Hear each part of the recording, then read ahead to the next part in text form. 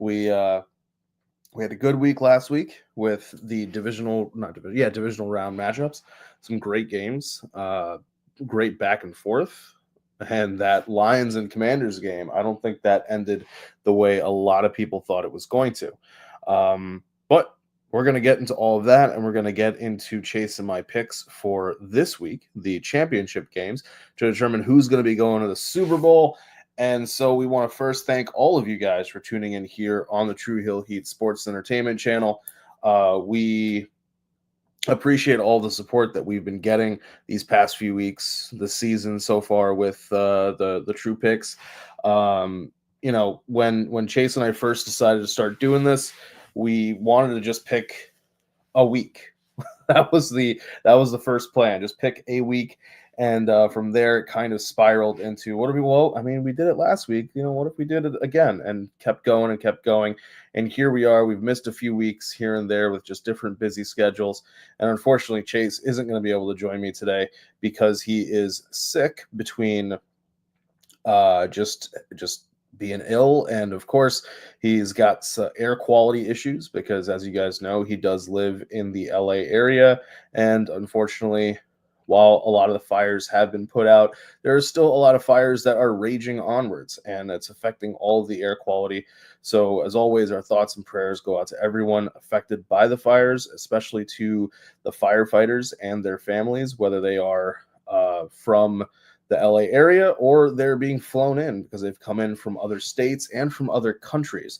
And when there's a level of danger always with any kind of first responder activity. But when it comes to fires, you never want to be caught up in a blaze because you just sometimes, having been involved in a little bit of firefighting myself with the Army, you don't always know what direction flames are going to be coming from. And if you're sending loved ones into harm's way, well, it makes it's that much more difficult on the families, especially when you are sending them from other states and other countries, because you really don't know what's going to be going on with your loved ones. Maybe there's a little bit of an issue with information coming back if anything were to happen.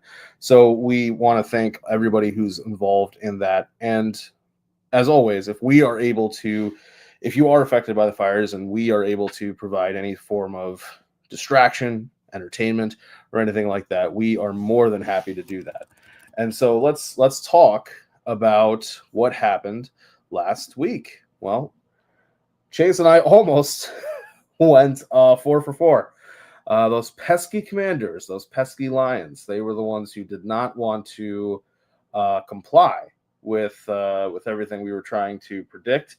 But that was a very surprising game for a lot of people. Now, if you were watching last week, you saw, and this was before the game, you saw Chase and I break down exactly everything that could not go wrong for the Detroit Lions. And one of the first things I said when I was doing the lead into the game was Goff not making mistakes and playing smart football against the Commanders. And what I had meant by smart football was what I brought up later. But when Chase was doing his part of the conversation, when we were doing before the back and forth, he specifically brought up Jared Goff when it comes to man defenses and Jared Goff versus zone defenses.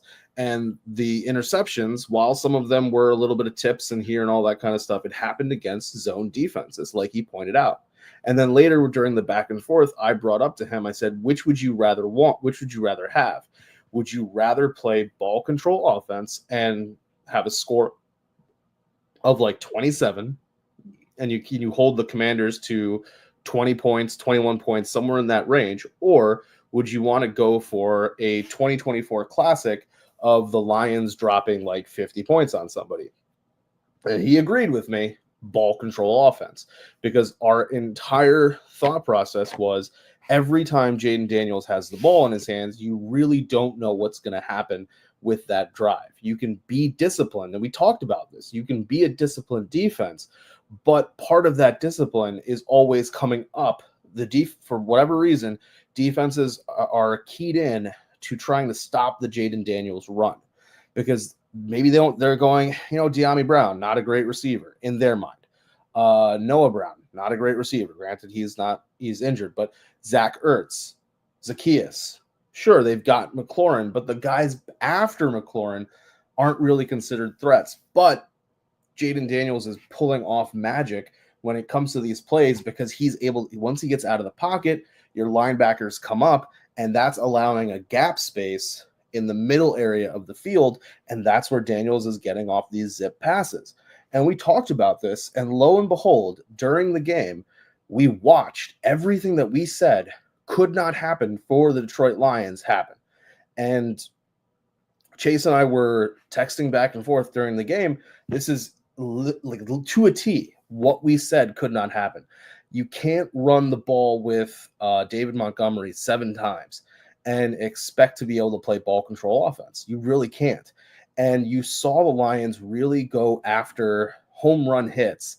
And then as the game started getting away from them, they started getting more and more desperate with the throws and the offensive plays that they were trying to execute, to the point that one of the interceptions is from Jameson Williams. I don't really know why he's throwing the ball. Like, I get trick plays and all that kind of stuff. I root for the Broncos, and Sean Payton has trick plays from time to time.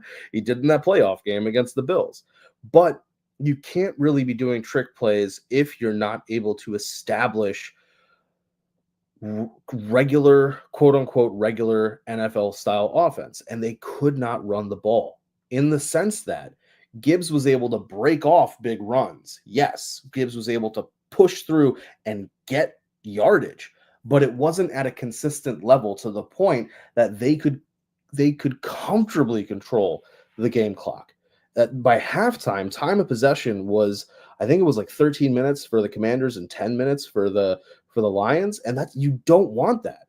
The Lions offense in 2020, the threat of the Lions was, I can say was now because their season has ended, but the threat was that ability to go sudden up tempo and then suddenly slow it down, and you didn't know what was going to happen, so you had to try to plan for everything. And because they had the weapons to suddenly go up tempo but also be ball control conservative, you really couldn't game plan for them. It was very hard. That's why they had so few losses. This was a situation where, and I get it, if Monty wasn't 100%, and I had said this in the preview, a 75% Monty, a 50% Monty, you have to play this ball control offense. But if Monty wasn't able to go, and as the game developed, you realized he wasn't going to be able to do these things, you have Kalif Raymond on the roster. Kalif Raymond is obviously a step down from Monty. No one's denying that. No one's saying otherwise. But you need to be able to provide a powerful combination or 1-2 punch. And if Monty can't get the job done, you are playing for your season. You are playing for your playoff lives. So if you're going to go balls to the wall and try just to air it out and do crazy offensive plays, then why not get Kalif Raymond involved? Why not do that? Now, there is something to be said for the injury that Jared Goff suffered towards the end of, I think it may have been the first half, or it may have been in the beginning of the third quarter, towards the beginning of the third quarter, where he takes that hit on one of the interceptions. And the interception returns. And listen, I think we all know if that had been Patrick Mahomes taking that hit, or maybe not, I don't want to necessarily say Patrick Mahomes, but a different quarterback, there probably would have been a flag. And it would have affected where the Commanders got the ball, because the interception, it wouldn't have affected the interception, but it would have affected where the Commanders got the ball. And you can also make some comments about Ben Johnson, because Ben Johnson, the way they came out, the Lions came out, it did not feel as though they were properly prepared. Their defense was trying, but their defense could only do so much. But we've talked a lot about the Lions and the Commanders game. Let's talk about some of the others. The Eagles and the Rams, that kind of went pretty much the way we kind of expected it to. Bills, Ravens, that one was a bit of a surprise.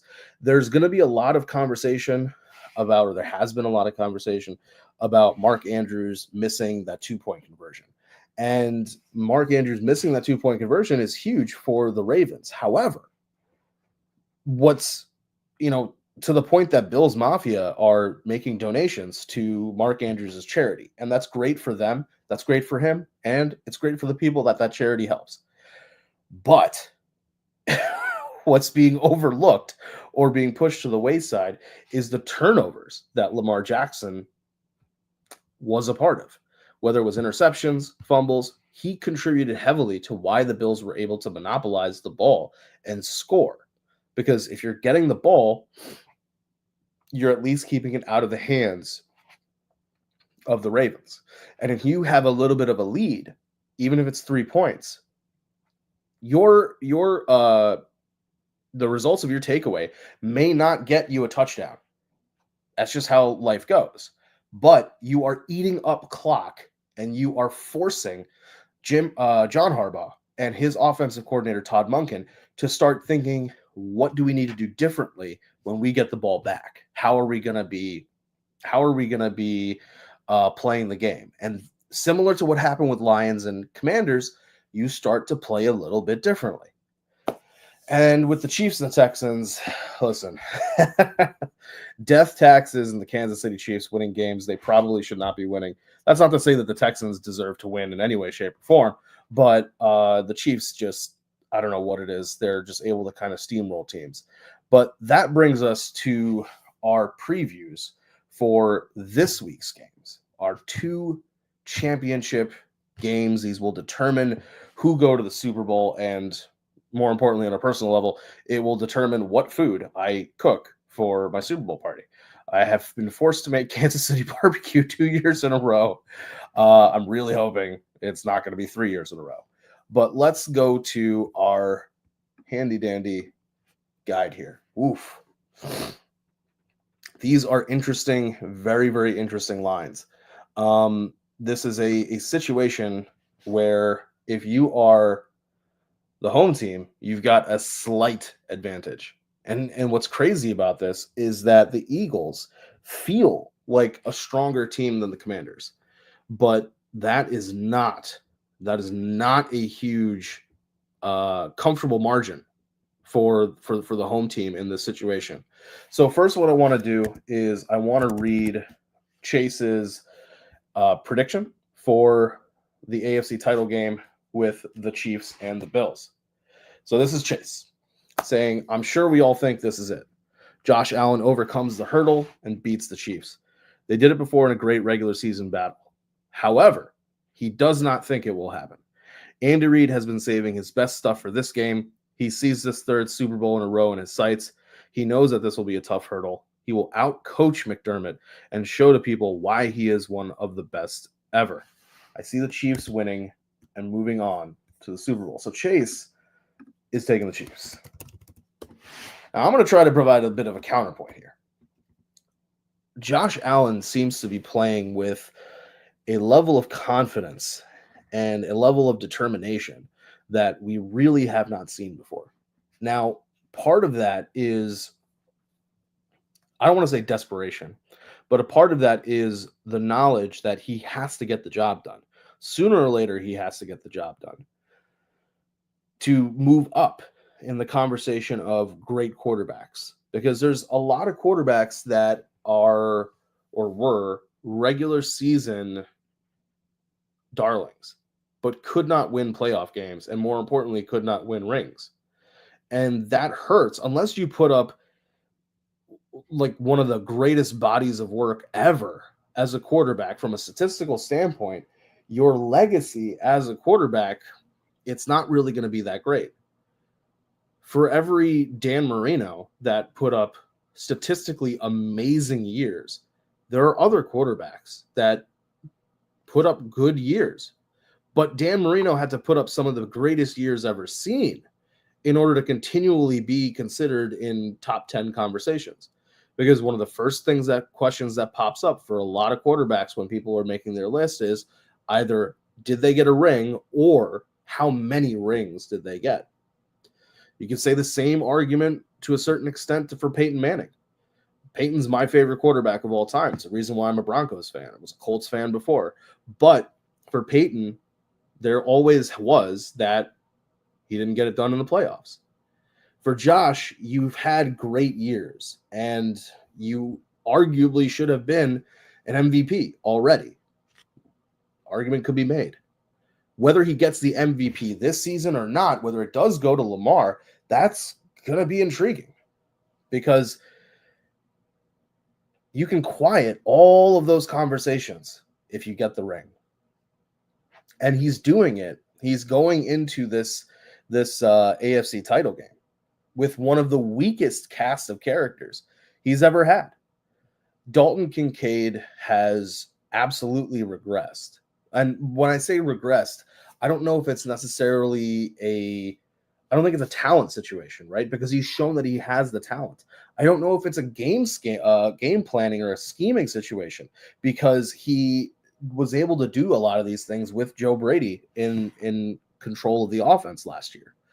There's just something that's off. I don't know if it's in his head because we haven't had any that many interviews with him to know whether or not it's a personal thing. That's just sometimes players get into funks. You hear about it all the time in baseball with hitters going into slumps. Sometimes it just happens.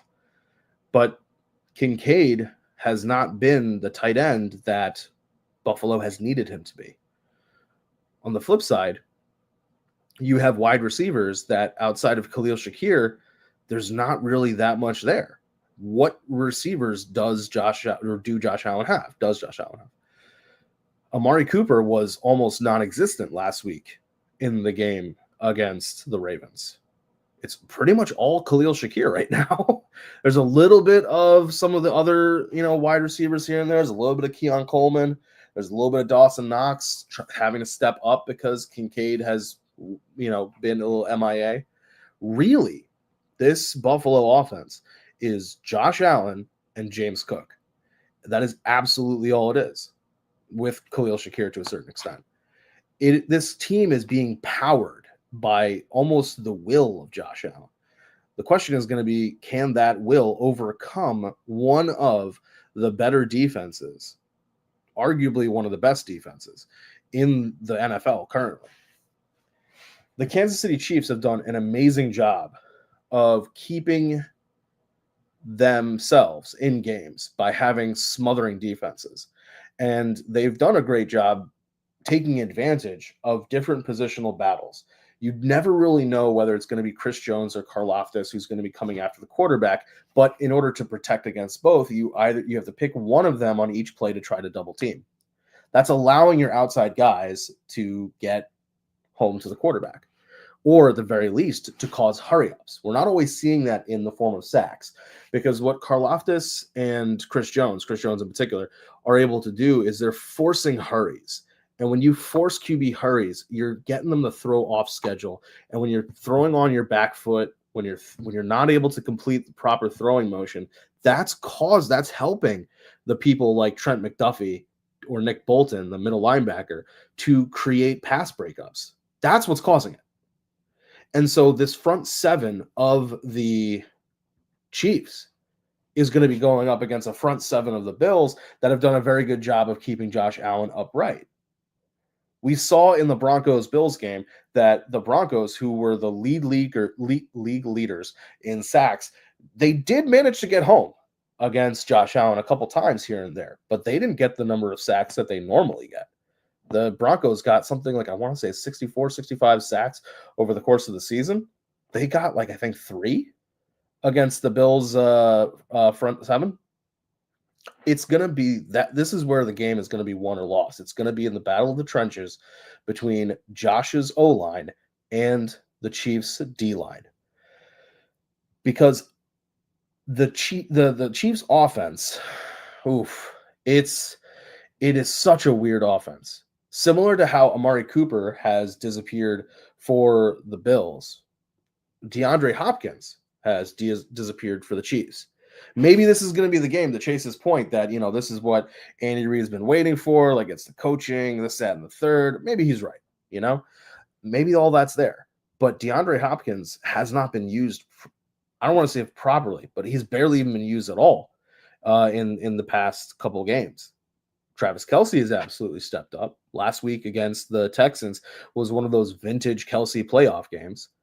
And we saw some running game issues. Pacheco wasn't getting all the lanes that he wanted, and eventually they turned it over to Kareem Hunt. We'll have to talk about whether or not the Chiefs draft another running back in the offseason. Mainly because for the Chiefs, Kareem Hunt's on a 1-year deal. But this is a situation where the Bills' defense should be able to contain Pat and the Chiefs' offense. Sean McDermott, defensive-minded coach, going up against Andy Reid, an offensive-minded coach. Chase is taking the Chiefs just to be a contrarian and because I really don't want to make Kansas City. It's kind of weird because I'm going to make buffalo wings anyway, but I mean, I have found some other things from Buffalo that would be interesting to make.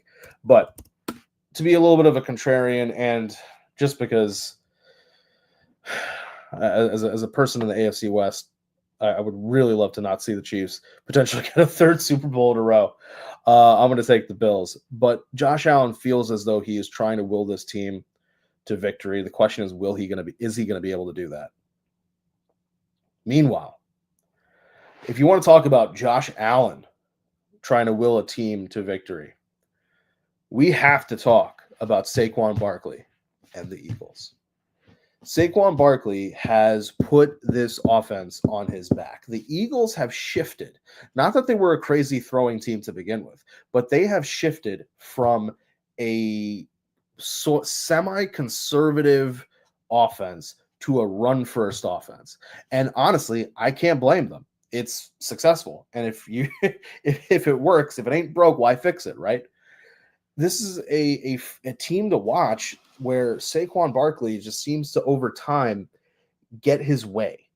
It takes some time, but lo and behold, over the course of 4 quarters, it's wearing down a defensive line. And all it takes is that one, he just shifts to the right, just shifts to the left, or he jumps over a guy and reverse hurdles. I don't know. But he finds a way to get into these situations where suddenly Saquon Barkley is taking off. And if he gets into that second level, Chase was talking about this last week, he's gone. He's gone. It's so hard to catch up with him. It is a incredible situation that I think I saw some statistic that Saquon Barkley had 10 games with where he got over 100 and something yards in this season alone. And it took his entire previous career with the New York Giants to pull that off. If he had been if he had an offensive line, you could make an argument Saquon Barkley would be in the conversation of one of the greatest running backs ever, which can get there. He can get into that conversation if he wins a Super Bowl here. But he would probably already be in that conversation if he had been on a team with an offensive line. But that's the past. Let's talk about the present. In the present, they are focusing on Saquon Barkley. The question is going to be, can the Commanders' defense stop Saquon Barkley? Because outside of Saquon, I mean, A.J. Brown gets not as many targets as before. It's a lot of it's going to Devonta Smith and Dallas Goedert and a little bit of Grant Calcaterra. They had a touchdown to Jahan Dotson. But, this is a situation where we really want to know, can the Commanders stop the onslaught over multiple quarters of Saquon Barkley? Because if they can't, then, he's going to kind of have his way with the Commanders. And this is a situation where it looks good to take a look back, right? We want to take a look back and see past performances. I just said let's talk about the present, but past performances, how does that predict or how does that inform the present situation? And so we go back and look at the last 2 times that with the Eagles, they played against the Commanders. And in December, 29 rushing attempts, 150 yards, 2 touchdowns. And during the previous time, 26 attempts, 146 yards, 2 touchdowns. Saquon Barkley has been a machine, and it has been a situation where the Commanders' defense has struggled to contain him, and struggle is putting it lightly. Now, the first game, 26 attempts, 146, and 2 touchdowns, the Eagles win. The second game, the more recent game, 29 attempts, 150 yards, 2 touchdowns, the Eagles lose. But it's a situation where they lose by a field goal, 3 points, 36-33. If the Eagles are going to be able to pull off a win, they have to be a little bit more balanced. A little bit more balanced than having Saquon Barkley run the ball, because the Commanders will sell out to stop the run. They don't give a shit. They are fighting for their playoff lives. They are playing with huge amounts of house money. They are gambling everything, because what do they have to lose? They have nothing to lose. Not only did nobody expect them to be in the playoffs, nobody expected them to win wild card round against the Bucs. Then nobody expected them to win against the Lions, and here they are. They've beaten the Bucs. They've beaten the Lions. Now it's time to take out the Eagles. They meaning the Eagles are gonna have to play a much more both sides of the ball kind of game, running and passing. The question for me is the Eagles defense. The Eagles defense has been both smothering and annoying at the same time, in the sense that they have stretches of games where they are absolutely dominant. And they also have stretches of games where they're kind of allowing anything to happen. It's a terrible kind of situation that the Eagles are going to be without Nakobe Dean, because they really could use him for this game. And it's also a game where injuries are starting to pile up. You have Jalen Hurts, his knee. He was looking a little gimpy towards the end of the game last week. They had some concerns about whether or not they could do the tush push with him. It was a really bad situation. And you got to be, it's incredible that we're saying this already about a rookie-led Washington Commanders, but you kind of have to be on your P's and Q's when you're playing against the Commanders. His offense is going to have to help his defense, because his defense is going to have to know it's a very, very similar situation to what happened last week with the Lions. Can you control Jaden Daniels' running ability? Because if you play disciplined and you know he's coming up and you trust your fronts, you trust the Jalen Carters of the team to be able to catch this guy, then your linebackers don't have to come up. And if your linebackers don't have to come up, you aren't putting extra pressure on Cooper DeJean, on Darius Slay, who I think he's also, he may have picked up something, but I forget at the moment. But you're putting less pressure on your secondary to try to catch somebody like a Terry McLaurin if Daniels gets the ball to him. It's arguably the more interesting game between the two of them, which is wild considering the other game is Chiefs-Bills in a rematch of AFC Championship games and playoff games and everything that's gone on between these two teams that have in essence formed a out-of-division rivalry. So before I get it, so I'm going to give my prediction here, where I'm going to go Eagles, mainly because I know where Chase is going with this one. But here's what Chase has to say about this game. This feels like it should be easy. Like, I should just say Eagles, but this team is stupid. This team isn't consistent enough. Not to mention the issues with Jalen Hurts' knee. I don't know. It feels like these chips are in Washington's favor. I love how they're playing above the level they're supposed to be. Dan Quinn is going all in for a chance to coach a Super Bowl again. The way this team plays, I like it. So I'm going against the grain. I'm choosing Washington. The Eagles' constant inconsistency and Sirianni's baffling game management will cost them this game. And our hopes will lie in Jaden Daniels to overthrow the Chiefs. So, Chase is picking a rookie quarterback to win the NFC Championship game, which I don't think has happened before. and he's also picking a rookie quarterback to make it to the Super Bowl. It's going to be fascinating. These are four of the best teams and three of the NFL's juggernauts coming together to provide a wonderful NFC AFC championship game weekend, conference championship weekend. I'm really excited for these games. I'm really intrigued to find out who's going to win, who's going to be playing that Super Bowl. Man, these aren't necessarily, well, I mean, the Chiefs kind of were, but these aren't all the teams I think a lot of people figured would be in contention for the Super Bowl. I mean, maybe you instead of the Chiefs, you had the Ravens. Maybe instead of the Bills, you had the Ravens, right? Like that was or if this was the beginning of the season, maybe you had the Bengals. We didn't know that the Bengals defense was going to be such a goddamn liability for Joe Burrow. And in the NFC, maybe you had the Eagles, but a lot of people, until week 1, we didn't know what was going on with CMC. A lot of people figured this that one of these two teams would be the San Francisco 49ers. Some people probably figured it could be the Buccaneers. It is a interesting situation.